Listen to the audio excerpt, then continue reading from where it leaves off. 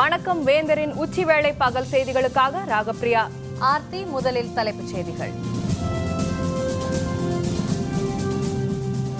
காஷ்மீரில் தீவிரவாதிகள் தற்கொலைப்படை தாக்குதல், 17 வீரர்கள் பலி, 19 பேர் படுகாயம்.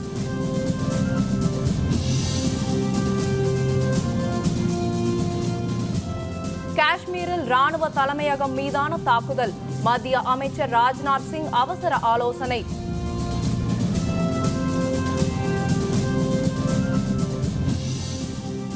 தேவாலயங்கள், பள்ளி வாசல்களை புனரமைக்க நிதி ஒதுக்கீடு, முதல்வர் ஜெயலலிதா உத்தரவு.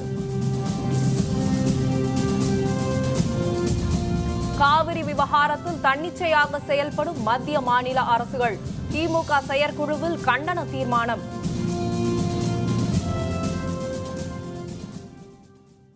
ஜம்மு காஷ்மீர் மாநிலம் பாராமுல்லாவை அடுத்த உரி பகுதியில் உள்ள ராணுவ முகாம் மீது தீவிரவாதிகள் நடத்திய தாக்குதலில் ராணுவ அலுவலர்கள் 2 உட்பட 17 பேர் பலியாகினர். தாக்குதல் நடத்திய தீவிரவாதிகள் 4 சுட்டுக் கொல்லப்பட்டனர். ஜம்மு காஷ்மீர் மாநிலம் பாராமுல்லா அருகே உரி பகுதியில் ராணுவ முகாம் ஒன்று உள்ளது. முகாமுக்குள் இன்று அதிகாலை திடீரென நுழைந்த தற்கொலைப்படை தீவிரவாதிகள் சரமாரியாக துப்பாக்கிச்சூடு நடத்தினர். இந்த தாக்குதலில் ராணுவ அலுவலர்கள் 2 உட்பட 17 ராணுவ வீரர்கள் பலியாகினர். 19 பேர் படுகாயமடைந்தனர். படுகாயமடைந்தவர்கள் ஹெலிகாப்டர்கள் மூலம் அழைத்துச் செல்லப்பட்டு மருத்துவமனையில் சிகிச்சைக்காக அனுமதிக்கப்பட்டுள்ளனர். துப்பாக்கிச்சூடு நடத்திய தீவிரவாதிகள் குண்டுகளையும் வெடிக்கச் செய்ததாக தெரிகிறது. அதனையடுத்து அப்பகுதிக்கு விரைந்த பாதுகாப்பு படையினர் தீவிரவாதிகள் மீது பதில் தாக்குதல் நடத்தினர். தாக்குதல் சம்பவத்தை அடுத்து அப்பகுதியே புகை மண்டலமாக காட்சியளித்தது. தாக்குதல் நடத்தப்பட்ட பகுதி தங்களின் முழு கட்டுப்பாட்டுக்குள் கொண்டுவரப்பட்டு விட்டதாக ராணுவ அலுவலர்கள் தெரிவித்தாலும் சண்டை தொடர்ந்து நடைபெற்று வருகிறது. இந்த தாக்குதல் சம்பவத்தில் ஈடுபட்ட 4 தீவிரவாதிகளும் சுட்டுக் கொல்லப்பட்டதாக ராணுவ தரப்பில் அறிவிக்கப்பட்டுள்ளது.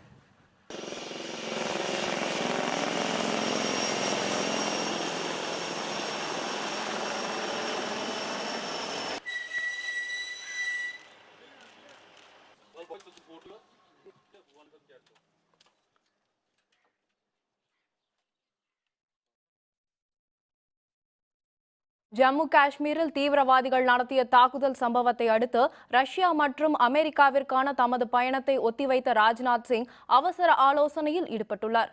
ஜம்மு காஷ்மீர் மாநிலத்தில் ராணுவ முகாம் மீது தற்கொலை படை தீவிரவாதிகள் நடத்திய தாக்குதல் பற்றி ஜம்மு காஷ்மீர் மாநில ஆளுநர் மற்றும் முதல்வர் மெஹபூபா முக்தி ஆகியோரிடம் மத்திய உள்துறை அமைச்சர் ராஜ்நாத் சிங் தொலைபேசி மூலம் கேட்டறிந்தார். அதனை அடுத்து மத்திய உள்துறை மற்றும் பாதுகாப்புத்துறை அலுவலர்களுடன் அவர் அவசர ஆலோசனையில் ஈடுபட்டு வருகிறார். இந்த ஆலோசனைக்காக ரஷ்யா மற்றும் அமெரிக்காவிற்கு செல்லவிருந்த தமது பயணத்தை அவர் ரத்து செய்துள்ளார்.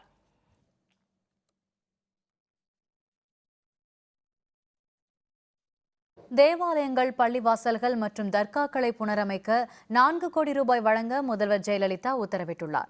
இதுகுறித்து அவர் வெளியிட்ட அறிக்கை ஒன்றில் சிறுபான்மையினர் நலன்களை பேணும் பல்வேறு திட்டங்களை பட்டியலிட்டுள்ளார். அத்துடன் தேர்தல் அறிக்கையில் கூறியபடி கிறிஸ்தவ தேவாலயங்களுக்கு பழுதுபார்த்தல் மற்றும் சீரமைப்பு பணிகளுக்கு 3 லட்சம் ரூபாய் வரை மானியம் வழங்க தாம் உத்தரவிட்டுள்ளதாக முதல்வர் கூறியுள்ளார். இதற்கென இந்த ஆண்டு 1 கோடி ரூபாய் நிதி ஒதுக்கப்படும் என அவர் அறிவித்துள்ளார். அதேபோன்று பள்ளி வாசல்கள், தர்காக்கள் போன்றவைகளின் சீரமைப்புக்காக வக்ஃப் வாரியத்துக்கு ஆண்டுக்கு 60 லட்சம் ரூபாய் மானியம் வழங்கப்படுவதாக முதல்வர் குறிப்பிட்டுள்ளார். பள்ளி வாசல்கள், தர்காக்களில் சீரமைப்பு பணிகளை மேற்கொள்ள தொகுப்பு நிதி உருவாக்கப்படும் என்றும் இதற்காக 3 கோடி ரூபாய் வழங்க தாம் உத்தரவிட்டுள்ளதாகவும் முதல்வர் ஜெயலலிதா கூறியுள்ளார். ஆதி திராவிடர் மற்றும் பழங்குடியினர் நலனை பேணும் வகையில் 21 கோடியே 37 லட்சம் ரூபாய் மதிப்பில் பல்வேறு திட்டங்களை செயல்படுத்த முதல்வர் ஜெயலலிதா உத்தரவிட்டுள்ளார். இதுகுறித்து அவர் வெளியிட்டுள்ள அறிக்கை ஒன்றில் சேலம் மாவட்டம் கருமந்துறையில் உள்ள பழங்குடியினர் நல உண்டி உறைவிட பள்ளிக்கு மாணவர்கள் தங்க 3 கோடியே 60 லட்சம் ரூபாய் செலவில் சொந்த கட்டடம் கட்ட உத்தரவிட்டுள்ளதாக குறிப்பிட்டுள்ளார். வேலூர் மாவட்டம் ஜவ்வாது மலையில் உள்ள புதூர் நாட்டில் வனத்துறை கட்டுப்பாட்டில் இயங்கி வரும் மேல்நிலைப் பள்ளி மாணவியர் விடுதியை கட்ட 3 கோடியே 94 லட்சம் ரூபாய் செலவில் கட்ட முதல்வர் உத்தரவிட்டுள்ளார்.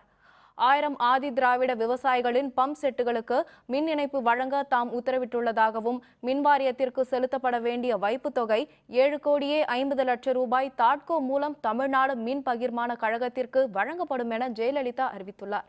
திருவண்ணாமலை மாவட்டம் போளூர் வட்டம் அரசவெளி அரசு பழங்குடியினர் நல உண்டி உறைவிட பள்ளியை நடுநிலை பள்ளியாக நிலை உயர்த்த உத்தரவிட்டுள்ளதாகவும் இதற்காக 3,50,00,000 ரூபாய் செலவிடப்படும் எனவும் அவர் கூறியுள்ளார்.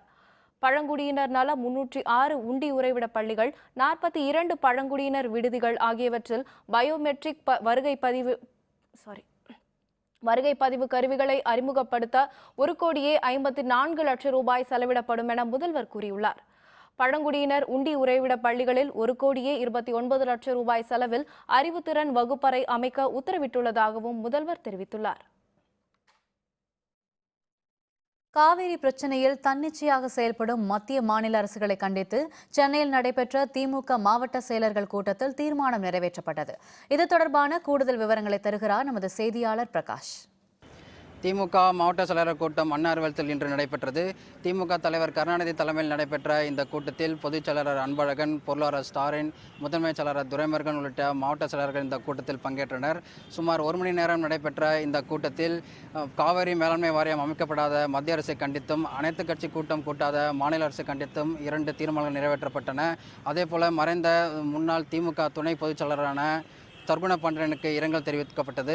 மேலும் வருகிற உள்ளாட்சி தேர்தலில் திமுக எத்தகைய நிலைப்பாடு எடுக்கப்பட வேண்டும் என்பது குறித்தும், அதேபோல வெற்றி பெறுவதற்கு திமுக அனைவரும் பாடுபட வேண்டும் என்ற குறித்தும் இந்த மாவட்ட செயலாளர் கூட்டத்தில் ஆலோசிக்கப்பட்டது. வருகிற உள்ளாட்சி தேர்தலில் முன்னிட்டு நாளை தினம் திமுக தரப்பில் விருப்பமனு அளிக்கப்பட உள்ளதால் இது குறித்தும் இந்த மாவட்ட செயலாளர் கூட்டத்தில் ஆலோசிக்கப்பட்டது. வேந்தர் செய்திகளுக்காக அண்ணா அறிவாலயத்திலிருந்து ஒளிப்பதிவாளர் இன்பச்செல்வனுடன் பிரகாஷ். தமிழகத்தில் உள்ள மாநகராட்சி மற்றும் நகராட்சிகள் உள்ளிட்டவற்றின் உள்ளாட்சி பதவிகளுக்கான தேர்தல் பணிகள் விறுவிறுப்படைந்துள்ளன. இந்த நிலையில் தேர்தல் தேதி பற்றிய அறிவிப்பு நாளை வெளியாகும் என எதிர்பார்க்கப்படுகிறது.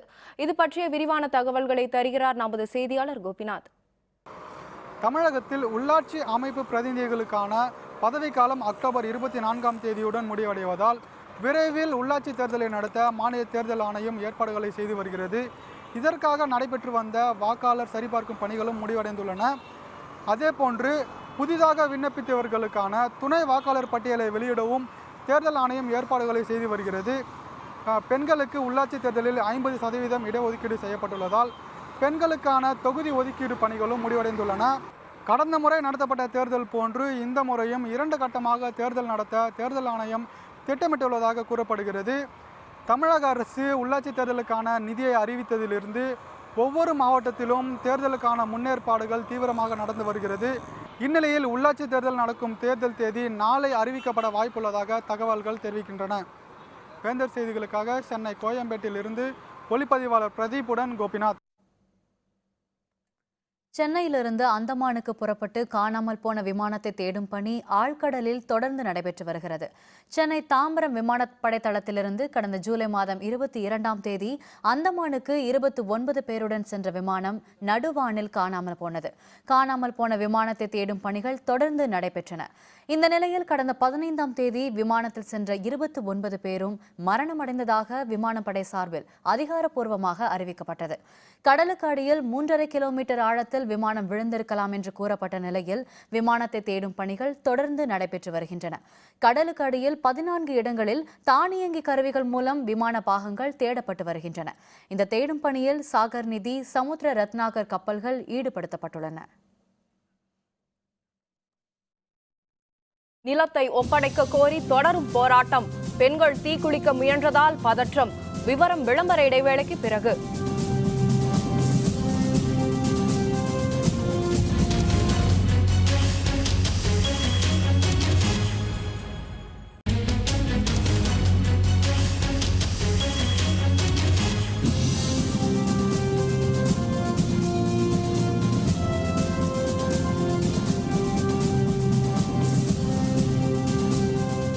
செய்திகள் தொடர்கின்றன. ராமேஸ்வரம் மீனவர்கள் முகத்தின் மீது இலங்கை கடற்படையினர் தண்ணீரை பீச்சி அடித்து விரட்டியடித்துள்ளனர்.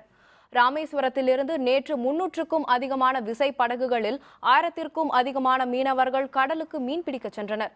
கச்சத்தீவு அருகே அவர்கள் மீன் பிடித்துக் கொண்டிருந்த போது அங்கு வந்த இலங்கை கடற்படையினர் மீனவர்களை மீன்பிடிக்க விடாமல் விரட்டியடித்தனர்.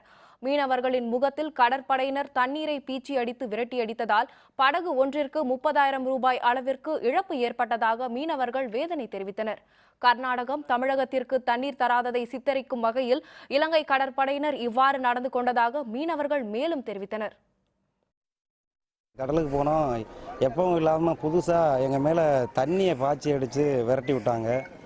இது எங்களுக்கு என்னென்னா, இப்போ நம்ம கர்நாடகாவுக்கும் தமிழ்நாடுக்கும் இந்த தண்ணீர் பிரச்சனை இருக்கிறதுனால அதை சித்தரிக்கிற விதமாக எங்கள் மேலே தண்ணியை பீச்சின மாதிரி எங்களுக்கு பார்க்க தோணுது. இலங்கை நேவிக்காரங்க அட்டூழியத்தினால நாங்கள் எப்பவும் காலையில் வர வேண்டிய போட்டு நைட்டே பாடு வைக்காமல் கரையை வந்துட்டோம். இதனால் நாங்கள் பெருத்த நஷ்டம் எங்களுக்கு ஏற்பட்டிருக்கு இன்னைக்கு. திருவள்ளூர் மாவட்டம் பழவேற்காட்டில் நிலத்தை ஒப்படைக்க கோரி போராட்டத்தில் ஈடுபட்டிருந்த பெண்களில் சிலர் தீக்குளிக்க முயன்றபோது தடுத்து நிறுத்தப்பட்டனர். பழவேற்காடு பகுதியில் விண்வெளி ஆய்வுக் கழகம் அமைப்பதற்காக நிலம் கையகப்படுத்தப்பட்ட நபர்களுக்கு அங்குள்ள கலங்கரை விளக்க பகுதியில் மாற்று இடம் வழங்கப்பட்டது. ஆனால் அந்த இடத்தை வருவாய்த்துறை அலுவலர்கள் வழங்காத நிலையில் கடந்த வாரம் குடும்ப அட்டையினை ஒப்படைத்து ஊரை காலி செய்யும் போராட்டத்தில் ஈடுபட்டனர். அலுவலர்கள் சமரசத்துக்கு பின் மீண்டும் நிலம் ஒப்படைக்கப்படாததால் நேற்று முதல் போராட்டத்தில் ஈடுபட்டு வருகின்றனர். போராட்டத்தில் ஈடுபட்டிருந்தோரிடம் திருவள்ளூர் எம்பி மற்றும் பொன்னேரி எம்எல்ஏ ஆகியோர் பேச்சுவார்த்தையில் ஈடுபட்ட போது பெண்கள் சிலர் மண்ணெண்ணெய் ஊற்றிக்கொண்டு தீக்குளிக்க முயன்றனர். இதனால் அப்பகுதியில் பரபரப்பு ஏற்பட்டது.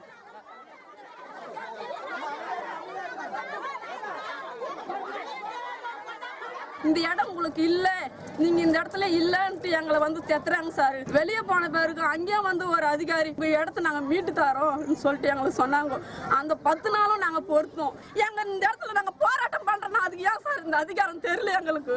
அது ஒரு வெளிவு தீர்வு தெரியாத நாங்க இங்கிருந்து போகல சார். இரட்டைமலை சீனிவாசனின் 71வது நினைவு நாளை முன்னிட்டு அவரது மணி மண்டபத்தில் நாம் தமிழர் கட்சியின் ஒருங்கிணைப்பாளர் சீமான் அஞ்சலி செலுத்தினார். சென்னை அண்ணா பல்கலைக்கழகத்தின் எதிரே அமைந்திருக்கும் நினைவு மண்டபத்தில் அஞ்சலி செலுத்திய சீமான் பின்னர் செய்தியாளர்களுடன் பேசினார். தாழ்த்தப்பட்ட மக்களின் உரிமைக்காக போராடியவர் இரட்டைமலை சீனிவாசன் என்று அப்போது அவர் குறிப்பிட்டார். காவிரி பிரச்சனையில் கர்நாடக கட்சிகள் ஒன்றிணைந்து செயல்படுவது போன்று தமிழகத்தில் ஒன்றிணைவது இல்லை என்று அப்போது அவர் மேலும் தெரிவித்தார். அங்க காங்கிரஸ் பாரதிய ஜனதா மண்ணின் நலன் வரும்போது ஒன்னா நின்றுது. இப்ப தேவேகவுடா கட்சியா இருந்தாலும் காங்கிரஸா இருந்தாலும் பாரதிய ஜனதாவா இருந்தாலும் எல்லா கட்சிகளும் அவங்கவுங்க கொடியை கீழே வச்சுட்டு கர்நாடக மாநில கொடியை தூக்கிக்கிட்டு வருது. அப்போ அந்த உணர்வு இங்கே இல்லை, நீர்க்கடிக்கப்பட்டுருச்சு. அதை உசுப்புற வேலை தான் கொஞ்சம் கொஞ்சமாக நடந்து கொண்டு வருது. அது கொஞ்ச நாளில் சரியாகும். திருநெல்வேலி அருகே தச்சநல்லூர் பகுதியில் கடந்த 15 நாட்களாக குடிநீர் வழங்காததை கண்டித்து சாலை மறியல் போராட்டத்தில் மக்கள் ஈடுபட்டனர். திருநெல்வேலி மாநகராட்சி பகுதிக்குட்பட்ட தச்சநல்லூர் பகுதியில் கடந்த 15 நாட்களாக குடிநீர் விநியோகம் சரிவர செய்யப்படவில்லை என்று தெரிகிறது. குடிநீர் விநியோகத்தின் போது பல பகுதிகளில் கழிவுநீர் கலந்து வருவதாக புகார் தெரிவிக்கப்பட்டது. இதுபற்றி மாநகராட்சி நிர்வாகத்திடம் புகார் தெரிவித்தும் எந்த நடவடிக்கையும் இல்லை என்று தெரிகிறது. அதனையடுத்து இன்று காலையில் அப்பகுதியில் திரண்ட மக்கள் தச்சநல்லூர் மதுரை நெடுஞ்சாலையில் மறியல் போராட்டத்தில் ஈடுபட்டனர். அலுவலர்கள் சம்பவ இடத்திற்கு வந்து மக்களுடன் பேச்சுவார்த்தையில் ஈடுபட முயன்ற போது கலங்கிய தண்ணீருடன் மக்கள் கோஷங்களை எழுப்பியவாறு போராட்டத்தில் ஈடுபட்டனர். இதன் காரணமாக அப்பகுதியில் சுமார் 1 மணி நேரம் போக்குவரத்து பாதிக்கப்பட்டது.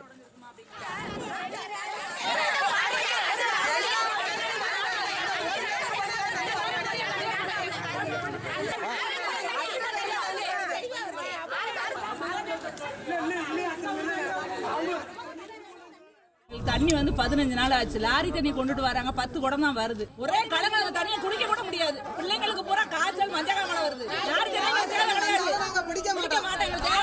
2 நாள் எங்களுக்கு தண்ணி வரணும். 15 நாளா எனக்கு தெரியல தண்ணி வரல. தண்ணி வந்தாலும் ஒரு குடம் வருது, அதுவும் சாக்கடையா தான் வருது. அதை குடிக்கவே முடியாது. ரோட்ல உட்காந்து நாங்க மறியல் பண்ணோம். நாளைக்கும் தண்ணி வரலன்னா மறுபடியும் நாங்க ரோட்டுக்கு கண்டிப்பா வருவோம். புதுச்சேரி அரசு மருத்துவக் கல்லூரி அருகே உள்ள ஏரியை ஆய்வு செய்த துணைநிலை ஆளுநர் அங்கு படர்ந்திருந்த ஆகாய தாமரை செடிகளை அகற்ற உத்தரவிட்டார். புதுச்சேரி துணைநிலை ஆளுநர் கிரண்பேடி புதுச்சேரி மற்றும் சுற்று வட்டாரத்தில் உள்ள 84 ஏரிகளை நேரில் சென்று ஆய்வு செய்து வருகிறார். அப்போது புதுச்சேரி அரசு மருத்துவக் கல்லூரி அருகே உள்ள கனகன் ஏரியையும் அவர் ஆய்வு செய்தார். ஏரி பகுதியில் படர்ந்திருந்த ஆகாய தாமரையை 2 நாட்களில் அகற்றுமாறு அப்போது அலுவலர்களுக்கு அவர் உத்தரவிட்டார். இதேபோன்று வில்லியனூர் கிராம பகுதிகளிலும் ஆளுநர் ஆய்வு செய்தார். தமிழக சமூக நலத்துறை சார்பில் மதுரையில் தொடங்கிய குழந்தைகள் பாதுகாப்பு குறித்த வாகன பிரச்சாரத்தை மாவட்ட கூடுதல் ஆட்சியர் தொடங்கி வைத்தார். தமிழக சமூக நலத்துறையின் குழந்தைகள் பாதுகாப்பு திட்ட அலகு மூலம் கலைவழி வாகன பிரச்சாரத்துக்கு ஏற்பாடு செய்யப்பட்டிருந்தது. மதுரை பெரியார் பேருந்து நிலையத்திலிருந்து தொடங்கிய பேரணியை மாவட்ட கூடுதல் ஆட்சியர் ஆர். ரோஹிணி தொடங்கி வைத்தார். குழந்தைகள் திருமணத்தை தடுத்தல், குழந்தைகளுக்கு முறையான கல்வி, குழந்தை தொழிலாளர்கள் முறை ஒழிப்பு, பாலியல் தொல்லைகளிலிருந்து குழந்தைகளை பாதுகாத்தல் உள்ளிட்டவற்றை வலியுறுத்தி பல்வேறு கலை நிகழ்ச்சிகள் வீதி நாடகமாக நடத்தப்பட உள்ளது.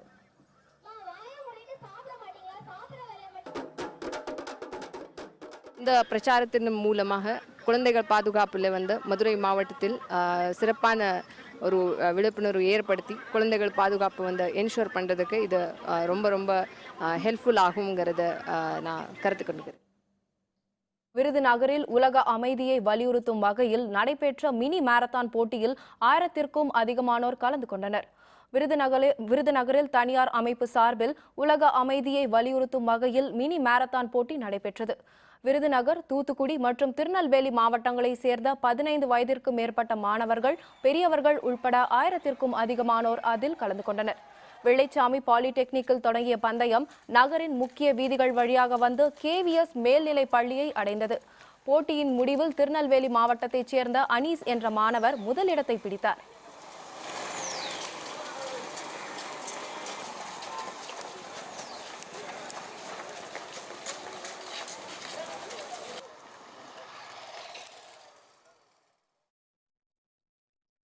உலக சுற்றுலா தலமான கன்னியாகுமரியில் சூரிய உதயத்தினை காண சுற்றுலா பயணிகளின் கூட்டம் அலைமோதியது. தமிழகத்தில் சுற்றுலா தலங்களில் முக்கடலும் சங்கமிக்கும் கன்னியாகுமரி முக்கிய பங்கு வகிக்கிறது.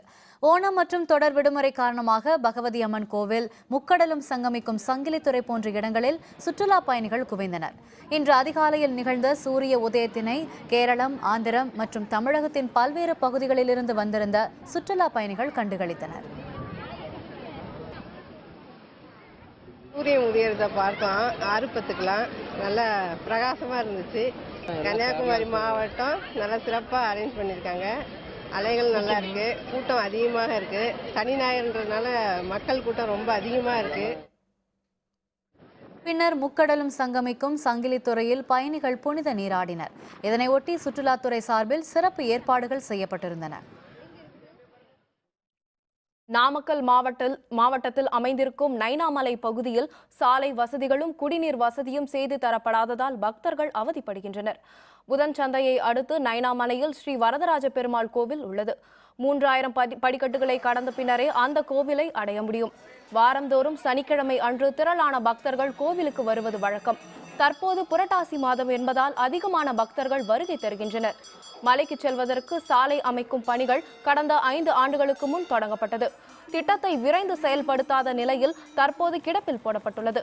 மேலும் குடிநீர் வசதிகளும் இல்லாததால் பக்தர்கள் அவதிக்குள்ளாகியுள்ளனர்.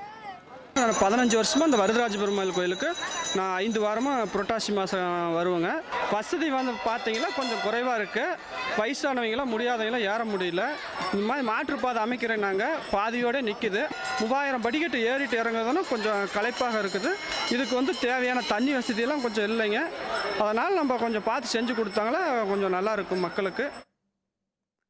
ஈரோடு மாநகர பகுதிகளில் பயன்படாத பழைய அலுமினியம் மற்றும் பித்தளை பொருட்களை பயன்படுத்தி 30 நிமிடங்களில் அழகான சாமி சிலைகளை ஹைதராபாத்தைச் சேர்ந்த வீதியோர கலைஞர்கள் உருவாக்கி தருகிறார்கள். பலரையும் வேக்க வைக்கும் இந்த நிகழ்வு பற்றி இன்றைய வேந்தர் சிறப்பு செய்தியில். ஈரோடு நகரத்தின் சில பகுதிகளில் வீதியோரங்களில் தற்காலிக அடுப்பை வைத்து சிலர் அவசரமாக பணிகளில் ஈடுபட்டிருப்பதை காண முடிகிறது. அவர்களின் வேகமான செயல்பாடுகளை சிலர் சுற்றி நின்று ரசிக்கின்றனர். அப்படி என்னதான் செய்கிறார்கள் அவர்கள்?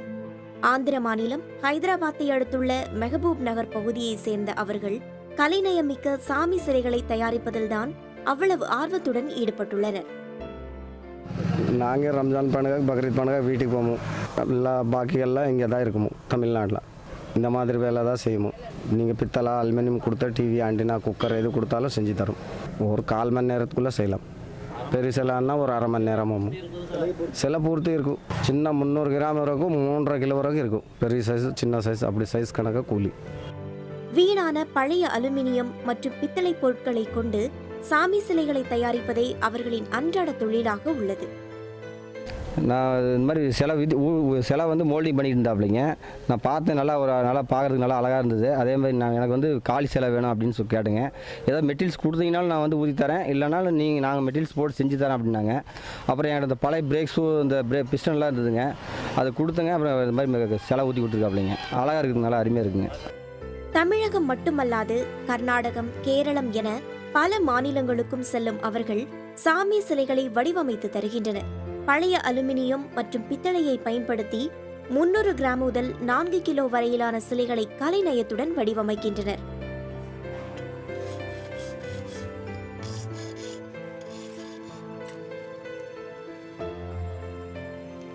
ஆந்திரத்திலிருந்து குடும்பத்தோடு தமிழகம் வரும் அவர்கள் இந்த தொழிலில் ஈடுபட்டுள்ளனர்.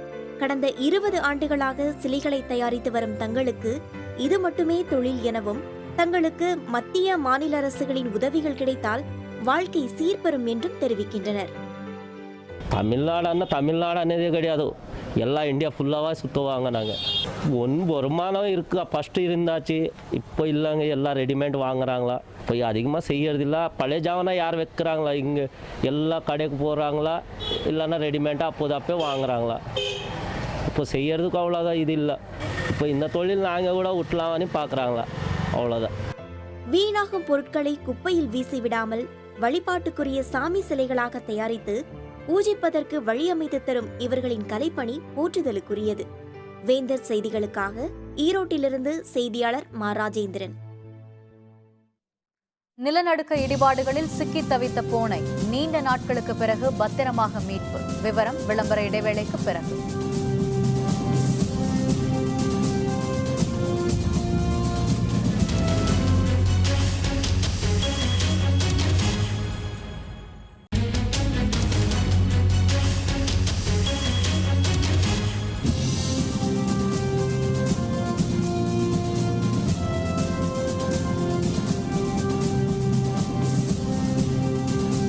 செய்திகள் தொடர்கின்றன.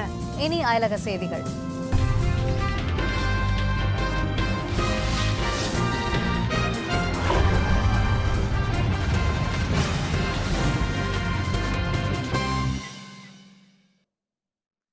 அமெரிக்காவின் நியூயார்க் நகரில் நடைபெற்ற திடீர் குண்டுவெடிப்பு சம்பவத்தில் 29 பேர் படுகாயமடைந்து மருத்துவமனைகளில் சிகிச்சைக்காக அனுமதிக்கப்பட்டுள்ளனர். நியூயார்க் நகரின் மேன்ஹட்டன் பகுதியில் உள்ள செல்சாவில் குப்பை தொட்டியில் வைக்கப்பட்டிருந்த வெடிகுண்டு வெடித்தது.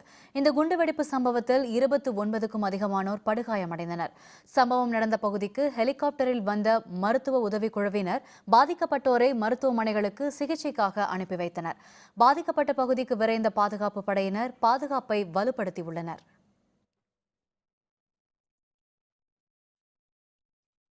இத்தாலியில் நிலநடுக்கம் ஏற்பட்ட பகுதிகளின் இடிபாடுகளில் சிக்கி தவித்த பூனை ஒன்று 22 நாட்களுக்கு பின்னர் பத்திரமாக மீட்கப்பட்டது. இத்தாலியின் பல பகுதிகளில் கடந்த ஆகஸ்ட் மாதம் 24ஆம் தேதி சக்தி வாய்ந்த நிலநடுக்கம் ஏற்பட்டது. ரிக்டர் அளவுகோலில் 6.2 பதிவான நிலநடுக்கத்தில் 300க்கும் அதிகமானோர் பலியாகினர். நிலநடுக்கத்தில் பாதிக்கப்பட்ட பகுதிகளில் புராதன சின்னங்களும் தேவாலயங்களும் முற்றிலும் இடிந்து தரைமட்டமாயின. இடிபாடுகளை அகற்றும் பணியில் தீயணைப்பு வீரர்களும் மீட்பு குழுவினரும் தொடர்ந்து ஈடுபட்டு வருகின்றனர். இந்த நிலையில் அமேட்ரிஸ் நகருக்கு அருகில் இடிபாடுகளுக்குள் பூனை ஒன்று சிக்கி தவிப்பதாக மீட்பு படையினருக்கு தகவல் கிடைத்தது. சம்பவ இடத்திற்கு விரைந்து சென்ற மீட்பு குழுவினர் 22 நாட்களுக்கு பின்னர் பூனையை பத்திரமாக உயிருடன் மீட்டனர்.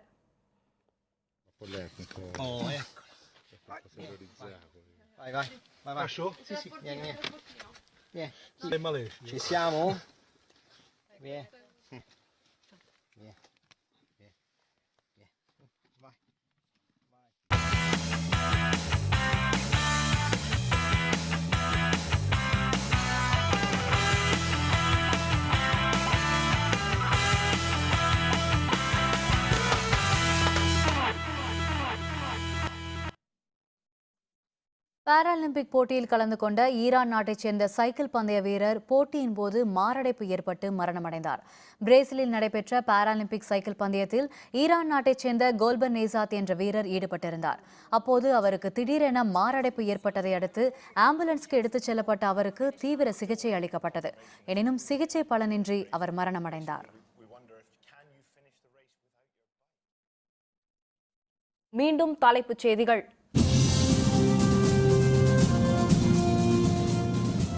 காஷ்மீரில் தீவிரவாதிகள் தற்கொலை படை தாக்குதல் 17 வீரர்கள் பலி 19 பேர் படுகாயம்.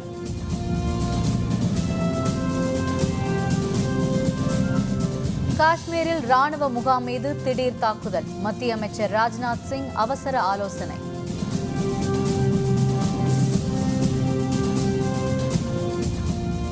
தேவாலயங்கள் பள்ளி வாசல்களை புனரமைக்க நிதி ஒதுக்கீடு. முதல்வர் ஜெயலலிதா உத்தரவு.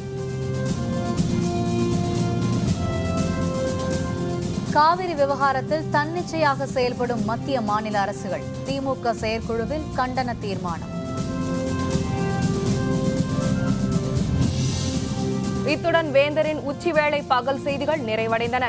மீண்டும் மாலை 5:30 மணிக்கு வேந்தரின் அந்திமாலை தொடர் செய்திகளில் சந்திப்போம். வணக்கம். வணக்கம்.